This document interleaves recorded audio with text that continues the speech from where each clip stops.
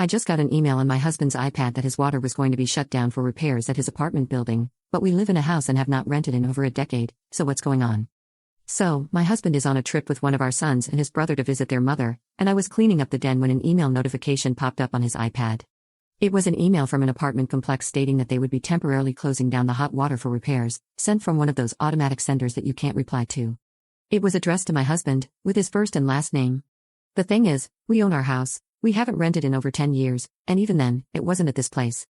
Where my husband is, upstate NY, there isn't any service. I tried to send him a picture of the email, but it won't go through.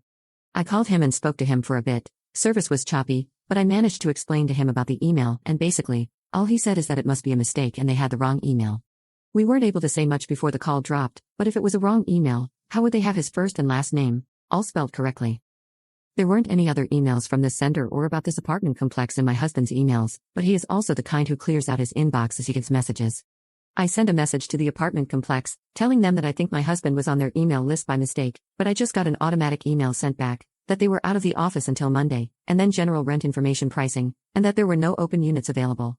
There was no unit number on the email, but the complex is about 15 minutes away from our house, so I went and drove by, which I guess might be a little crazy, I know. I don't know what else I was expecting. It's a group of buildings, less than 100 apartments in all.